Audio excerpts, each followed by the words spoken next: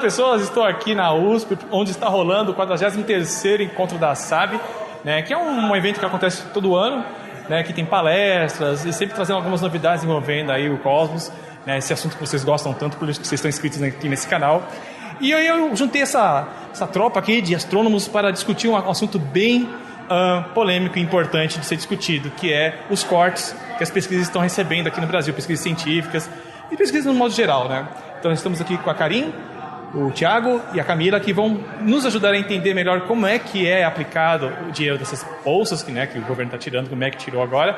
Eles tiraram recentemente quase 6 mil bolsas e o acumulado do ano, desde o início de 2019 para cá, já foram quase 12 mil bolsas que sofreram cortes. É uma coisa bem alarmante. Eu já fiz vídeo aqui no canal antes e dividi um pouco opiniões, porque algumas pessoas acharam que era até bom fazer esses cortes, porque ela não queria ficar pagando para que o filho de outro estivesse estudando lá e fazendo a pesquisa dele. Então eu acho que as pessoas não entendem muito bem o que é fazer pesquisa no Brasil, o que é uma pesquisa científica. Então nada melhor que trazer cientistas para explicar, né, como é que se faz a pesquisa, como é que é utilizado esse dinheiro de pesquisas. Então, para começar, qual de vocês querem começar a falar esse assunto sobre esse lance ajudar vagabundo, filho dos outros? A bolsista, obviamente. Extrai o microfone. Tá, ok. Oi, gente, eu sou a Camila, sou aluna de mestrado. Eu tô acabando meu mestrado no Valongo, na UFRJ. E eu acho que tem muita confusão em questão o que é a bolsa e para que serve a bolsa. Tem uma thread no Twitter muito legal da Geisa explicando como é o dia a dia de um bolsista, geralmente. O quanto a gente trabalha, como a gente trabalha. Eu queria começar falando que a bolsa, na verdade, é mais vista como um salário. Lá fora, especificamente, as pessoas costumam mais ter esse costume de chamar o que a gente recebe para fazer pesquisa como salário. Então, eu vi uma analogia muito boa falando de... Se a gente chamasse a bolsa de salário e você fizesse uma analogia de uma fábrica, uma fábrica científica, você estaria demitindo de uma vez só 14 mil pessoas em um ano e você ia estar fechando a fábrica científica do Brasil. Eu acho que as pessoas têm um problema de entender o que é a bolsa e como a gente vive o dia a dia com essa bolsa, porque elas estão muito distantes. Então eu gosto muito eu penso muito em como eu expliquei isso lá em casa. Meus pais, por exemplo, eles veem que eu trabalho muito mais do que 8 horas por dia, por exemplo. Eu trabalho basicamente em qualquer lugar. Eu tenho meu horário no Valongo, mas eu chego em casa e eu continuo trabalhando. E a gente costuma trabalhar em mais de um projeto, em mais de uma situação. É que é um youtuber, né? Que acorda Eu acho que todo mundo tem uma rotina, todo mundo na pós-graduação que a gente convive tem uma rotina que é muito pesada. E além disso, a bolsa, que já não é muito, que está sendo cortada, ela está defasada há muito tempo. Então imagina você viver no Rio de Janeiro, que é uma cidade cara, com uma bolsa de mestrado que é R$1.500. É R$1.500 há muito tempo. Então, você se vê formado com um diploma e você precisa dividir casa muitas vezes com gente que você não conhece, dividir o quarto com uma pessoa que você não conhece. Você já é, um adulto funcional, você é habilitado para trabalhar e você ainda continua nessa situação de não conseguir se sustentar. Então, eu acho que quando as pessoas começarem a entender que essa bolsa de pesquisa, na verdade, é um salário, começar a enxergar como um salário e começar a se conscientizar que você está tendo uma demissão em massa e que o Brasil, no cenário científico, vai ser enterrado, não vai fazer parte de nenhum tipo de cenário científico mundial, porque quem trabalha na pesquisa está sendo demitido e ninguém pode trabalhar de graça. As pessoas esquecem isso. É o meu trabalho, então eu não vou trabalhar de graça. Se eu não tiver como me sustentar, eu não posso continuar trabalhando nisso, eu tenho que arranjar uma forma de trabalhar. Então eu acho que esses são alguns pontos que podem ajudar as pessoas a entender o que está acontecendo, que é uma demissão em massa, basicamente. Eu queria seguir um pouco com a linha da Camila, que eu acho que por um lado, quando as pessoas, esse comentário você fez de estou pagando pelos filhos de outras pessoas estudarem, certamente o processo de pesquisa, de anúncio pós-graduação contribui muito à formação dessas pessoas. Porém, realmente é um serviço que eles estão prestando para a sociedade. Estamos falando aqui, nós três somos astrônomos. Podem pensar em coisas, talvez, que atingem um pouco mais o dia a dia da sociedade, como pessoas trabalhando com o Zika, Aedes aegypti, enfim, o câncer, tem tantas outras coisas que têm um impacto muito importante. Então, essas pessoas, no momento que os pós-graduandos, por exemplo, alunos de iniciação científica, todos recebem bolsa, eles estão se formando através desse trabalho, mas, ao mesmo tempo, é um trabalho que está sendo desenvolvido como um serviço. Então, realmente, para construir conhecimento com implementações, enfim, com um impacto que pode ser imediato para a sociedade. Tem alguns que levam mais tempo, mas realmente tem essa dupla função. Tem realmente uma formação para a pessoa que vai se tornar um pesquisador ou uma pesquisadora que vai produzir mais no futuro, mas tem também imediato. Em geral, nenhum orientador, nenhuma orientadora tem um projeto que não vai produzir nada. Não é de interesse de ninguém. Essa bolsa forma a pessoa, mas também produz um resultado. Eu fico pensando, quando eu escuto essas falas, que a gente tem um grupo de pesquisa que tem cerca de 20 pessoas, se não me engano, 15 a 20 pessoas talvez, e são 3 professores, é o grupo de Astrofísica Extragaláctica no Valongo. Então somos eu e a Karin coordenando e mais um professor, e todos os outros membros do grupo, e aí coloca algumas 15 pessoas mais ou menos, são estudantes bolsistas, que na verdade é gente que está fazendo pesquisa no nosso grupo e que está trabalhando duro. Então, o nosso grupo faz pesquisa em formação de galáxia, em matéria escura, em cosmologia, em buracos negros. Nosso grupo cobre uma variedade de temas e a gente consegue fazer isso graças aos estudantes. A gente não seria capaz de fazer essas pesquisas sem a mão de obra especializada que é necessária para fazer isso. E a gente depende, então, dessas bolsas. As bolsas são a maneira que a gente tem de pagar um salário para os pesquisadores que estão em formação, talvez sejam um pouquinho mais jovens, mas, como a Karin falou, não são pesquisadores ou alunos que estão fazendo aula. Eles estão fazendo pesquisa, eles passam o dia inteiro fazendo pesquisa.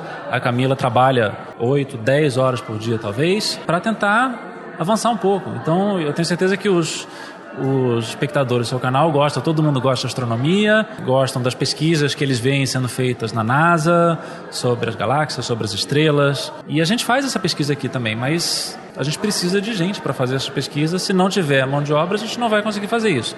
E se eles pensam que na NASA é diferente, não é. É bom lembrar também que lá nos Estados Unidos, por exemplo, ou na Europa, cerca de 60% da pesquisa científica é financiada pelo governo federal. A gente precisa desse dinheiro público, a gente precisa desse financiamento para continuar levando isso para frente. Então, às vezes, uma pesquisa de medicamentos, essas coisas, pode ter um investimento direto da indústria. Mas eu não conheço nenhuma empresa privada que invista em pesquisadores que estão querendo descobrir galáxias. Aliás, se você souber, me avisa, porque a gente vai correr atrás. É complicado. Bom, vocês bem salientaram que é um trabalho. Não é porque você ainda não está numa NASA, você não está numa AEB, que você não está trabalhando. Fazer pesquisa é trabalhar. Você demanda tempo, demanda noites de sono, entendeu? É um trabalho que tem que ser remunerado, senão você não consegue levar para frente.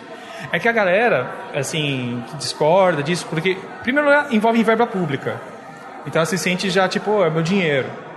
E eles têm essa noção de que pesquisa é estudar. E vocês deixaram bem claro que não é trabalho. E também as pessoas têm uma noção meio imediatista, né? De empregar o dinheiro do imposto lá, o dinheiro público, e ver soluções imediatas. E não, demoram. Vocês mesmos que gostam dos vídeos que eu posto aqui, de todas essas missões que tem a SpaceX, NASA, vocês acham que eles criaram um foguete da noite para o dia? Vocês acham que eles criaram sondas da noite para o dia? A gente sabe das coisas sobre Saturno e Júpiter da noite para o dia? Não, foi anos e anos de pesquisa para chegar nesses objetos. Então, nesse conhecimento. Então, acho que esse vídeo, acho que fica bem claro que é um trabalho, né? Que nem você falou, você cortar a bolsa dessas pessoas, você está demitindo, né? Deixando pessoas na rua. Quanto que eu falei? Foram 14 mil, né? Cerca de 14 mil pessoas. É como se estivesse demitindo 14 mil pessoas. É uma coisa grave. Então, eu espero que com esse vídeo vocês entendam melhor, né? Porque acho que...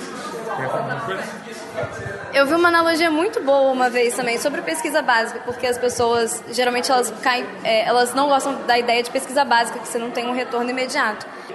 Eu não lembro direito a fala, mas a ideia era que você não estava inventando, você não estava estudando eletromagnetismo para melhorar a eficiência de uma vela. Então, muitas vezes, assim, você avança com conhecimento e depois que você avança a física básica, ela retorna para a sociedade de maneiras que a gente não estava prevendo. Exponencial. Então assim, hoje a gente não vive sem eletricidade. Uma vez eu fiquei um final de semana inteiro, cortaram minha luz, eu fiquei sem luz. E a gente não vive sem eletricidade, eu lembrei disso. Então assim, às vezes as pessoas têm muito preconceito com física básica, com ciências básicas em geral, mas elas não têm esse pensamento a longo prazo, de que tipo, a humanidade está evoluindo exponencialmente por avanços na ciência básica, sabe? Que depois foi convertido em tecnologia e o que a gente tem hoje em dia. Existe uma coisa que a galera acha que é mamata, né? Quando eu fiz o primeiro vídeo, vai estar aqui na descrição, muitos dos comentários eram assim, estão chorando porque acabou a mamata, né? Vocês estão chorando porque acabou a verbinha aí. E não é. Uma que você falou que não é muita coisa. Muita gente até faz um outro trabalho para complementar, né, para ter uma renda para poder sobreviver de ciência. Então, gente, não é fácil fazer ciência no Brasil, um país que investe tão pouco em ciência. No ano que vem, a verba destinada ao CAPES vai ser a metade do que esse ano, né? Acho que é 2,2 bilhões, que vai ser metade.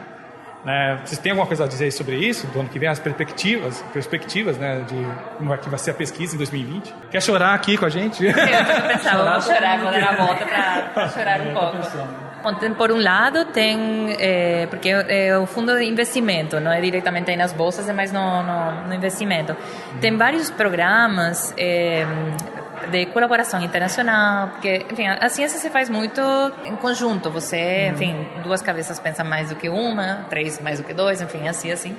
E tem muitas colaborações, tem vários projetos que a CAPES tem para permitir, enfim, que as pessoas se movimentem um pouco, talvez tragam um pesquisador de fora, ou você poderia até argumentar que muitas dessas coisas podem ser substituídas pelo Skype, informação remota, mas também tem muito desse fomento que vai para a construção de laboratório, tem muitas coisas que não tem uma outra forma, uma outra alternativa, uma alternativa de se reinventar se você não tem esse dinheiro, se você simplesmente realmente freia o avanço da ciência. E uma vez que você freia, você para realmente em seco uma geração, porque continuamente estamos criando novas gerações de cientistas, enfim, de pessoas que estão se dedicando à sociedade simplesmente no aspecto científico, mas enfim, uma dedicação à sociedade, só que em vez de trabalhar numa empresa, está trabalhando numa empresa científica. E no momento que você fecha a torneira, enfim, e a torneira pode ser pingos, mas mesmo se você fecha, nesse momento você está realmente bloqueando o progresso de toda uma camada de pessoas que estavam nesse momento. Eu acho que as pessoas têm que entender também que a carreira de cientista é uma carreira complicada, no sentido que quando você se forma em uma universidade, você não é um cientista formado ainda. Ninguém vai te contratar como cientista. Se você quiser ter chance de ser contratado como cientista, você tem que fazer um mestrado, você tem que fazer um doutorado depois, e você começa a entrar no mercado de trabalho e tem uma fase aí intermediária, que é a fase de pós-doutorado, que no final das contas é um pouco como um limbo profissional, onde você fica treinando como um estagiário muito bem treinado durante alguns anos até conseguir passar num concurso. Então, os pesquisadores que a gente tem, isso em qualquer lugar do mundo também, não é só aqui no Brasil, mas nos Estados Unidos, na Europa, você ainda precisa fazer esse pós-doutorado. E você começa a entrar no mercado de trabalho, de uma forma geral, aos 35, talvez 40 anos. Os professores e universidades, os pesquisadores, eles são contratados muito mais velhos. Se você não tiver bolsa, você não tem o salário dessas pessoas desde o final da universidade até os 35, 40 anos. E ninguém vai querer seguir essa carreira. Então a gente está afastando isso, já é um processo que eu vejo acontecendo bastante. Eu vi um levantamento na Universidade, na Federal do Rio Grande do Sul, no Instituto de Física. Eles fizeram um levantamento com os estudantes lá para ver quem estava considerando sair do país.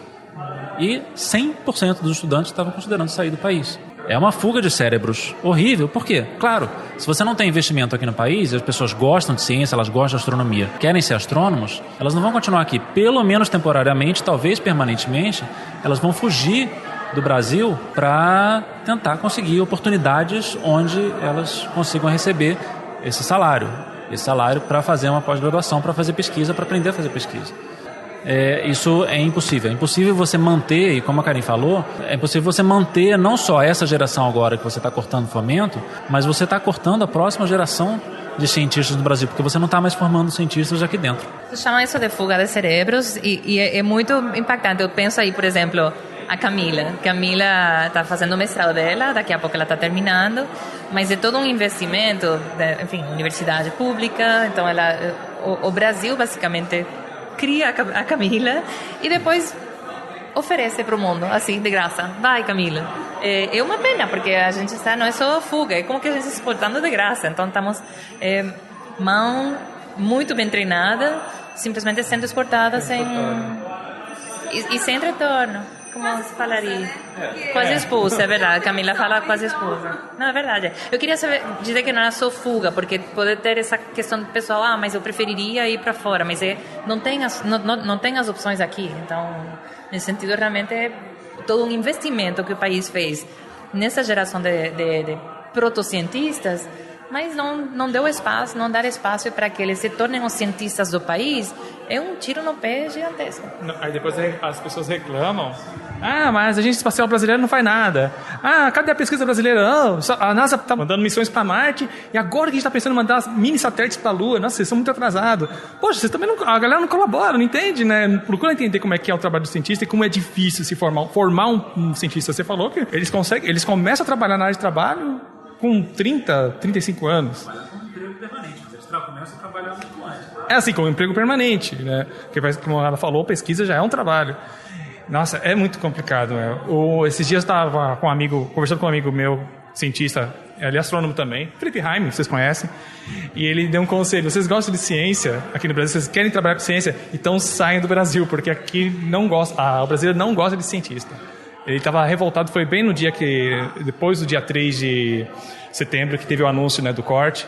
Aí ele ficou transtornado e falou: quer fazer ciência no Brasil? Quer fazer ciência? Então sai do Brasil, porque aqui está complicado. Duas coisas que eu colocaria. Então, primeiro, a questão do retorno. A gente tem que parar de pensar como se pesquisa fosse a fundo perdido, que a gente não vê o retorno desse dinheiro, mas um dos grandes exemplos é o agronegócio, o próprio agronegócio. Ele se beneficia muito das pesquisas que são feitas no país. Estima-se que mais ou menos a cada R$1 que você investe na pesquisa, você tem um retorno de 10 a 12 reais na produção agrícola. E não é só um investimento, é importante lembrar isso, não é só um investimento no desenvolvimento de uma semente melhor. É como a Camila falou, é um investimento que você não sabe exatamente onde vai dar. A pesquisa, você não sabe necessariamente que você está produzindo, que você está levando a um produto que vai trazer um retorno imediato, mas você pode ter descobertas a longo prazo. E aí a segunda coisa que eu diria relacionada com isso é que uma fala fantástica que eu conheço do Kip Thorne, um físico norte-americano, é que ele é um grande advogado, ele defende muito essa ideia de que a ciência não é feita em curto prazo. A ciência, você precisa pensar em grandes projetos a longo prazo, porque são esses projetos de longo prazo que vão ser realmente transformadores. Eu acho que ele próprio é um excelente exemplo, porque ele começou a pensar em um projeto na década de 80, mais ou menos, então já faz 30, quase 40 anos, em um projeto que era para detectar ondas gravitacionais. Na época ninguém acreditava que ele seria capaz. Então ele estava meio sozinho, começou a conversar com algumas pessoas, aos poucos ele foi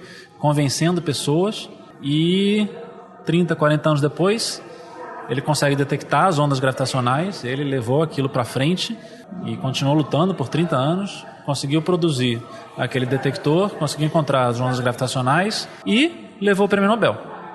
Então, será que se a gente tivesse o mesmo presidente lá na década de 80, teria alguém dizendo: mas isso aí é dinheiro jogado fora, olha só, a gente está perdendo isso aí. Então é importante você ter essa noção depois do que você consegue produzir com esse investimento em ciência. Boa colocação.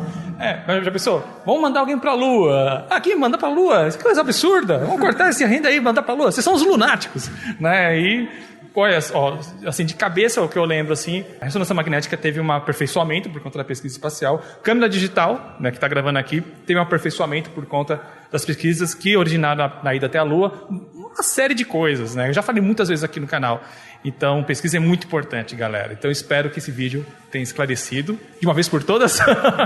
Né? Mas se precisar, a gente faz mais vídeo aqui, fala mais desse assunto, porque é um assunto pertinente. E eu acho que... Deixa nos comentários também alguma dúvida que vocês tenham sobre esse assunto, que a gente está aqui para dialogar também. Né? Porque eu sei que tem muitos canais por aí que acabam vendendo uma ideia errada das pesquisas, das universidades. Então, a gente está aberto sempre ao diálogo. Então, muito obrigado pelos esclarecimentos que vocês deram aí, essas informações que vocês deram para o nosso público. Ela falou o campo de pesquisa dela, né? Fala também o seu campo de pesquisa, o seu também, né? Para as pessoas saberem qual a área que vocês estão inseridos. Bom, eu trabalho para entender como as galáxias se formam e evoluem.